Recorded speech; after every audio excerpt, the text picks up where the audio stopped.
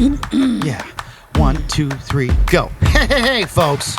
Hey, welcome back to the Basement Show podcast. Short. That's right, baby.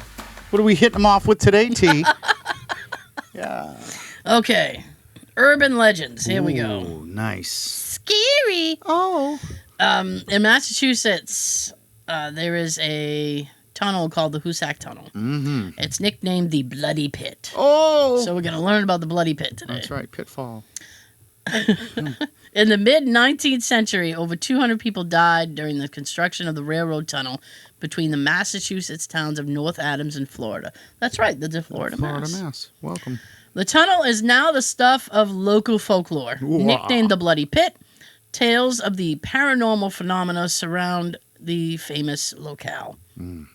So famous that I think it's on the Travel Channel, that the Ghost Adventures show with the guy with the tight T-shirt. Oh, yeah. Yeah, the tight T-shirt I call him guys. Tiny T. Yeah, Tiny T. He Looks like it was put on with a heat gun. Yeah, there you go. Wrap it up like a blockbuster movie. They have visited the Hoosac Tunnel. Of course. In the gorgeously rugged Berkshire Hills of western Massachusetts, where mist settles on peaks and legends have prevailed since the early days of the state. Deep within these woods lies the Hoosac Tunnel. This is a good Halloween story. Turn off all your lights. It is. Stories of vanished friends, strange sounds, apparitions, and grown men, sound of mind, filled with unrelenting fear. I'm crazy. I have unrelenting mind. That's right. The Hoosac Tunnel is an active railroad tunnel in western Massachusetts that passes through the massive Hoosac mountain range. Hoosac? Hoosac. An extension of Vermont's Green Mountains. Beautiful. It runs in a straight line along the Deerfield River. The digging of this tunnel is a story of blood, sweat, tears, and tragedy. And regrets. And probably many regrets. Many regrets, yes. Work on the tunnel began in 1851 with an estimated cost of $2 million. $2 million in 1851. That's got to be several billion. Yeah. Yeah. Construction ended way over budget in 1875. Sounds like Massachusetts. Having used $21 million. Mm-hmm. And its completion, the tunnel was the world's second longest. Over the 24 years it took to complete, just like the Big Dig. Mm-hmm. Hundreds of miners using just picks and shovels chipped away at the stronghold that is the Hoosac Mountain. That's a long day. Very much so. Mm-hmm. The 200 of those miners lost their lives in what would be known as the Bloody Pit. Oh. Most casualties happened due to explosions and fires and even drownings in the shaft. Ooh. I know. While most can be chalked up to tragedy, a couple of deaths may not have been accidental. Ooh. In 1865, the explosive nitroglycerin was introduced to industrial America. Perfect for blasting through tough rock of mountain. Perfect.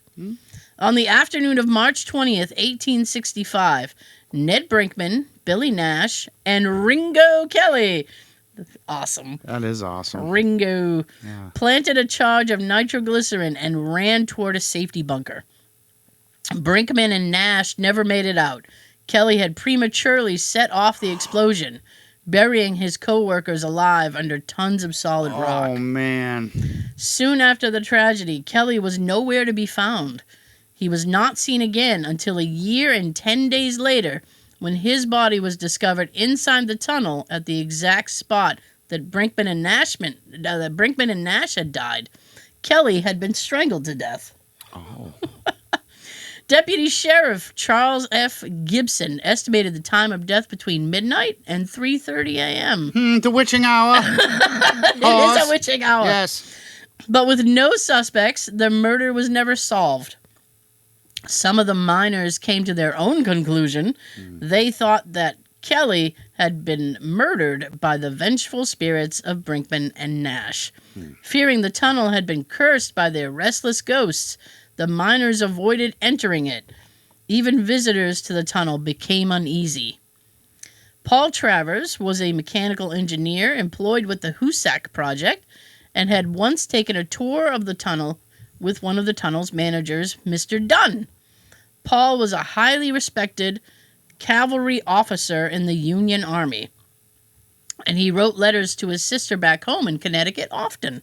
Connecticut. One of the letters detailed what he heard in the tunnel.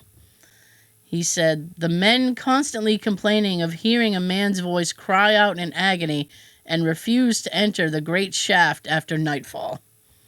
The mines manager assured them time and time again that the sounds were nothing more than wind sweeping through the tunnels, but the miners were not so trusting."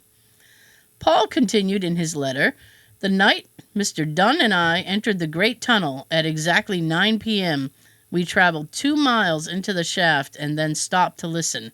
As we stood there in cold silence, we both heard what truly sounded like a man groaning out in pain." As you know, I have heard this same sound many times during the war. Yet when we turned up the wicks on our lamps, there was no other human beings in the shaft except Mr. Dunn and myself. I'll admit I hadn't been this frightened since Shiloh. I have no idea. Mr. Dunn agreed that it wasn't the wind we heard. Perhaps Nash or Brinkman, I wonder. For revenge. A month after Paul's visit on October 17th, 1868, the worst disaster in the tunnel's history happened. 13 miners perished in a gas explosion that blew apart a surface pumping station. Debris filled the shaft where the miners were working. Glenn Drohan, a correspondent for North Adams Transcript, reported that a miner named Mallory was lowered down into a bucket and a rope to search for survivors. Once he was back at the surface, almost unconscious from all the fumes, he gasped and uttered 2 words: "No hope." With the surface pumping station out of order, the 538-foot shaft started to fill quickly with water. Bodies of some of the miners started to surface. More than a year later, remaining bodies were found on a makeshift raft the survivors had built to try to float on the rising water. They ended up suffocating from the lack of oxygen as the fires raged. That's horrible. It is. During the time that the miners were missing, villagers started to talk about seeing strange shapes and muffled wails near the water-filled shaft. Workmen claimed to see the lost miners carrying picks and shovels through a shower of mist and snow at the peaks of the mountains. It was said that the apparitions would appear briefly and then vanish, leaving no footprints. As soon as the raft-bound miners were found, they were given a proper burial, and the visitations ceased. But deep inside the tunnel, eerie moans persisted, and workers were terrified. A drilling operations superintendent visited the tunnel after the tragedy and appeared in a Michigan newspaper. He wrote about his visit. On the night of June 25th, 1872, James McKinstry and I entered the great excavation at precisely 11:30 p.m. We had traveled about 2 miles into the shaft when we finally halted to rest. Except for the dim, smoky light cast by our lamps, the place was as cold as a tomb. James and I stood there talking for a minute or two and were just about to turn back when suddenly I heard a strange, mournful sound. It was just as if someone or something was suffering in great pain. The next thing I saw was a dim light coming along the tunnel from the westerly direction. At first, I believed it was probably a workman with a lantern. Yet, as the light drew closer, it took on a strange blue color and appeared to change shape, almost in the form of a human being without a head. Ooh. Gross. The light seemed to be floating along, a foot or two above the tunnel floor.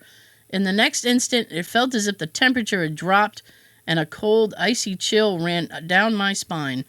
The headless form came so close that I could have reached out and touched it, but I was too terrified to move. For what seemed like an eternity, McKinstry and I just stood there, gaping at the headless thing, like 2 wooden statues. The blue light remained motionless for a few seconds, as if it were actually looking us over. and then floated off toward the east end of the shaft and vanished into thin air. To think all this occurred before the tunnel was even completed. On February 9th, 1875, the first train ventured through the haunted tunnel. The ghost train. Even with completion of the tunnel, frightening tales still circulate, even today. Muffled voices, orbs of light, apparitions. It is suggested if you try to visit the tunnel, just stay out of it because it is currently an operating train tunnel. Well, that's it. It's the light at the end of the tunnel. You can ring the bell to be notified when we drop new mediocre content. And don't let the like button be lonely. Be sure to hit that as well. If you're feeling generous, you can share and subscribe. Next week, what are we doing, Ryan? Full episode. Full episode, of course. That's right. So get excited. Right now. All right. Bye-bye.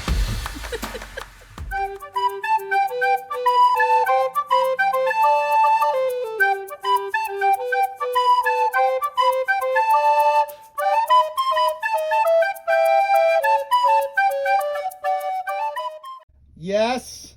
Yes.